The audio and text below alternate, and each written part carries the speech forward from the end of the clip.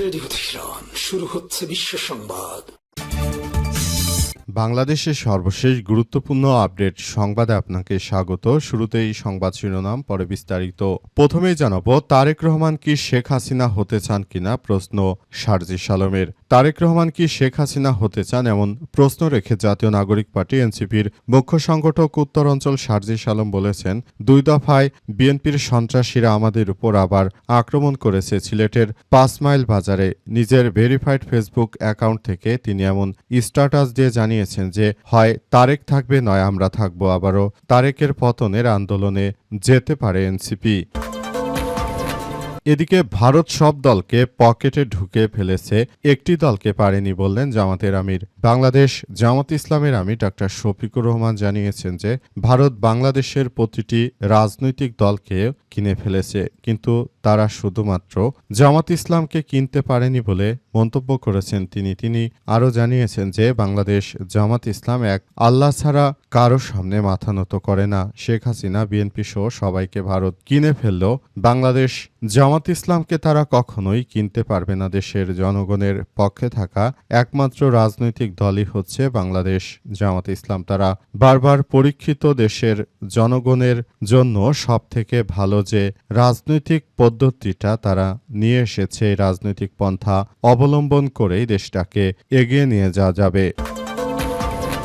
এবারে জানাবো, লতিফ সিদ্দিকীর গ্রেপ্তার বিষয়ে বিএনপি সরকারকে দুর্বল করার ষড়যন্ত্র করা হচ্ছে বললেন কাদের সিদ্দিকী। কৃষক শ্রমিক জনতা লীগের সভাপতি কাদের সিদ্দিকী বলেছেন, লতিফ সিদ্দিকীর গ্রেপ্তার বিএনপি সরকারকে দুর্বল করার ষড়যন্ত্র। তিনি দাবি করেন যে গত 28শে অগস্ট লতিফ সিদ্দিকী কারাগারে গেলেও তখন যদি শাপলা চত্বরের ঘটনায় তার সম্পৃক্ত থাকত তাকে তখনই কিন্তু আটক করা হতো। এদিকে আদালতে বলতে চাইলাম ফাঁসি দিয়ে দেন আমাকে, বললেন লতিফ সিদ্দিকী। বিচার কাজ প্রায় শেষ, বিচারকরাও এজলাস ছাড়ার প্রস্তুতি নিচ্ছিলেন। ঠিক তখনই সাবেক শেখ হাসিনার সময়ের এমপি লতিফ সিদ্দিকী জানিয়েছেন যে তিনি ভরা এজলাসে বলে ওঠেন যে আমাকে ফাঁসি দিয়ে দেন, আমি ফাঁসির জন্য প্রস্তুত। এরপর জানাবো, আজ থেকে আমি আর কোনো কথা বলবো না, চুপ থাকবো বললেন নাসির উদ্দিন পাটোয়ারি। জাতীয় নাগরিক পার্টি এনসিপির মুখ্য সমন্বয়ক নাসির উদ্দিন পাটোয়ারি বলেছেন, সার্জিসের গাড়িতে একটু আগে হামলা হয়েছে, ছাত্রদল হামলা করেছে এবং সেখানে গাড়িগুলো ভাঙচুর করেছে।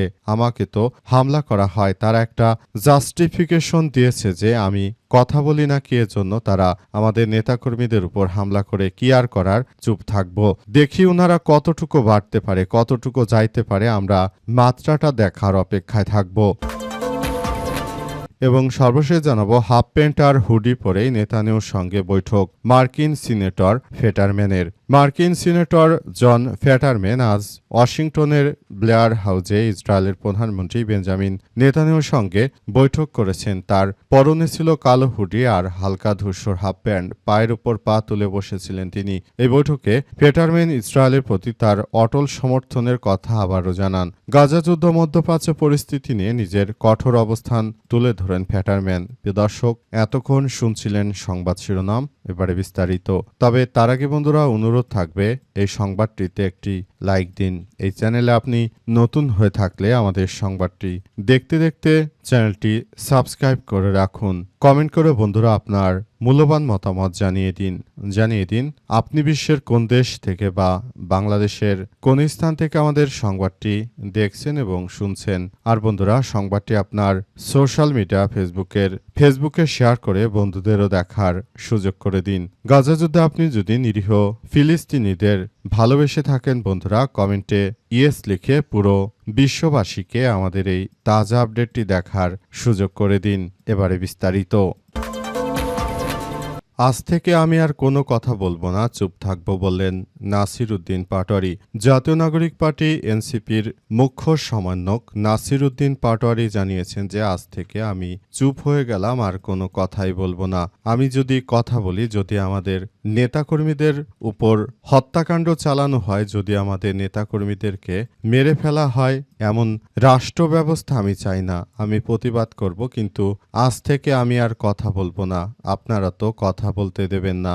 আপনারা হচ্ছেন এক জালিম। স্বৈরাচার শেখ হাসিনা এক জালিম ছিল, যে জালিমের বিরুদ্ধে কথা বললে মানুষের উপর আক্রমণ করা হতো, মামলা দেয়া হতো। আর এখন আরেক জালিম বিএনপির কারণে দেশের মানুষ এখন আর কথাবার্তা বলতে পারছে না। সবাই খুব বেশি হতাশার মধ্যে পড়েছে। দেশটাকে একটি ধ্বংসস্তূপে পরিণত করা হচ্ছে অবস্থায় দেশটাকে একটি ভালো অবস্থানে নিয়ে যাওয়ার জন্য জাতীয় নাগরিক পার্টি এনসিপি নেতৃত্ববৃন্দরা তারা সর্বাত্মকভাবে ভূমিকা রেখেছিল, কিন্তু শেষ পর্যন্ত এসব কোনো কিছুই হলো না বলে জানান নাসির উদ্দিন পাটোয়ারি। তিনি আরও জানিয়েছেন যে দেশটাকে তারা যে একটি ধ্বংসস্তূপের দিকে নিয়ে যাচ্ছে, সেখান থেকে আমাদের মাতৃভূমিকে রক্ষা করতে কি পারবো না, নাকি এভাবেই কেটে যাবে দিন।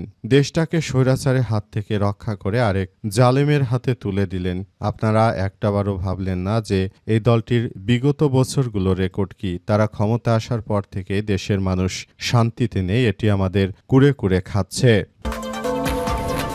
লতিফ সিদ্দিকীর গ্রেপ্তার বিএনপি সরকারকে দুর্বল করার ষড়যন্ত্র বললেন কাদের সিদ্দিকী। কৃষক শ্রমিক জনতা লীগের সভাপতি বঙ্গবীর কাদের সিদ্দিকী জানিয়েছেন লতিফ সিদ্দিকীর গ্রেপ্তার বিএনপি সরকারকে দুর্বল করার ষড়যন্ত্র। তিনি দাবি করেন গত ২৮ আগস্ট লতিফ সিদ্দিকী কারাগারে গেলেও তখন যদি শাপলা চত্বরে গণহত্যার সম্পৃক্ততা থাকত তবে সেই সময় তাকে গ্রেপ্তার করা হতো। আজ বিকেলে টাঙ্গাইল মির্জাপুর প্রেস ক্লাবের প্রতিষ্ঠাতা সাধারণ সম্পাদক ও সাবেক সভাপতি খন্দকার মোহাম্মদ আবুল হাসনাত কিসমতের কবর জিয়ারত শেষে সাংবাদিকদের সঙ্গে আলাপকালে তিনি এমন কথা বলেন। এ সময় উপজেলা কৃষক শ্রমিক জনতা লীগের সাধারণ সম্পাদক আরমান হোসেন তালুকদার, তাপস, মির্জাপুর প্রেস ক্লাবের সাধারণ সম্পাদক এস এম এরশাদ মিয়া প্রমুখ উপস্থিত ছিলেন। কাদের সিদ্দিকী বলেন যে লতিফ সিদ্দিকী আদালতে জানিয়েছে যে শাপলা চত্বরে ঘটনায় তার কোনো সম্পৃক্ততা নেই এবং তিনি ক্রিসেন্ট কমিটির সদস্য নয়।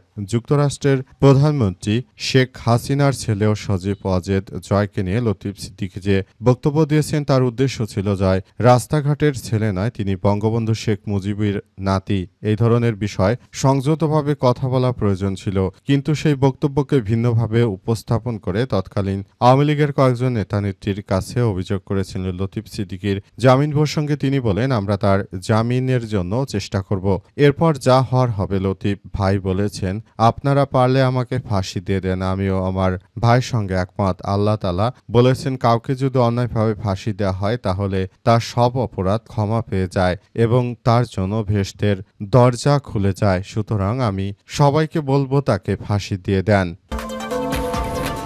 তারেক রহমান কি শেখ হাসিনা হতে চান? প্রশ্ন শারজিস আলমের।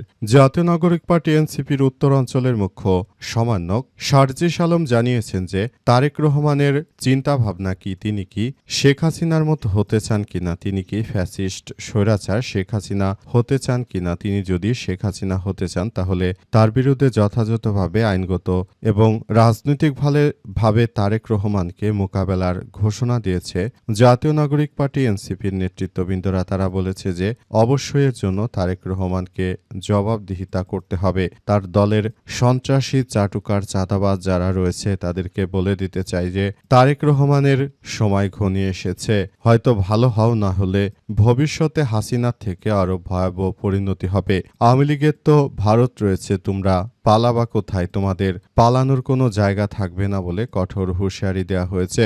এছাড়া আরও বলা হয়েছে যে এই ধরনের ঘটনাগুলো যাতে ভবিষ্যতে তারা আর কখনোই ঘটাতে না পারে সেজন্য সবাইকে আরও বেশি সজাগ ও সতর্ক থাকতে হবে। সবাইকে বলে দিতে চাই যার যার জায়গা থেকে এই বিএনপি সন্ত্রাসীদেরকে প্রতিহত করার জন্য এখনই উপযুক্ত সময় এবং এই সময়ে সবাইকে আরও বেশি যার যার জায়গা থেকে দায়িত্বশীল ভূমিকা পালন করতে হবে। যদি দেশটাকে এগিয়ে নিতে চান তাহলে অবশ্যই এই সন্ত্রাসী বিএনপির বিরুদ্ধে কার্যকর পদক্ষেপ গ্রহণ করা ছাড়া আর কোনো বিষয় আমাদের জন্য কোনো ভালো কিছু বয়ে আনবে না বলে এমন কথা নিশ্চিত করা হয়েছে।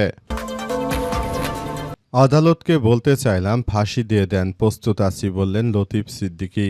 বিচার কাজ প্রায় শেষ, বিচারকরা এজলাস ছাড়ার প্রস্তুতি নিচ্ছিলেন, কিন্তু কাঠগড়ায় দাঁড়িয়ে তখনও কথা বলার অপেক্ষায় সাবেক মন্ত্রী আব্দুল লতিফ সিদ্দিকী হাতে মাইক নিয়ে কয়েকবার আদালতের দৃষ্টি আকর্ষণের চেষ্টা করেন। তিনি সুযোগ না পেয়ে শেষ পর্যন্ত বলতে থাকেন, আদালতকে বলতে চাইলাম ফাঁসি দিয়ে দেন, মৃত্যুর জন্য প্রস্তুত আছি। কিন্তু আদালত শুনতে চাইল না। রাজধানীর মতিঝিলে শাপলা চত্বর হেফাজতে ইসলামের মহাসমাবেশ ঘিরে গণহত্যার ঘটনায় করা মানবতা বিরোধী অপরাধের মামলায় লতিফ সিদ্দিকীকে কারাগারে পাঠানোর আদেশের পর আন্তর্জাতিক অপরাধ ট্রাইব্যুনাল দুয়ে এমন দৃশ্যর অবতরণ হয়। এ মামলায় প্রসিকিউশনের আবেদনের পরিপ্রেক্ষিতে বৃহস্পতিবার ৩০ জুলাই দুপুর ১৫টার দিকে সাবেক এই মন্ত্রীকে কারাগারে পাঠানোর আদেশ দেয় ট্রাইব্যুনাল ২-এর চেয়ারম্যান বিচারপতি নজরুল ইসলাম চৌধুরীর নেতৃত্বাধীন ৩ সদস্যের বিচারিক প্যানেল। প্যানেলের অপর ২ সদস্যরা হলেন বিচারক মোহাম্মদ মঞ্জুরুল বাসিত, বিচারক নূর মোহাম্মদ শাহরিয়ার কবির। প্রসিকিউশনের পক্ষে শুনানি করেন প্রসিকিউটর মিজানুল ইসলাম। শুনানিতে তিনি বলেন, এ মামলায় পরানভুক্ত লতিফ সিদ্দিকীকে গ্রেপ্তার করে আজ ট্রাইব্যুনালে হাজির করা হয়েছে। শাপলা চত্বরে যে গণহত্যা হয়েছে সেই ঘটনায় এই লতিফ সিদ্দিকী, কাদের সিদ্দিকী, এই 2 কুখ্যাত সন্ত্রাসীরা কোনোভাবেই ছাড় পাওয়া উচিত নয়, কারণ তারা তলে তলে একটি ষড়যন্ত্রকারী বদমাশ। এই 2 ভাই মিলে দেশের অনেক মানুষের অনেক ক্ষতি করেছে। যুবক বয়স থেকে বৃদ্ধ বয়স পর্যন্ত এই 2 জন মিলে দেশের অনেক মানুষের ব্যাপক ক্ষতি করেছে।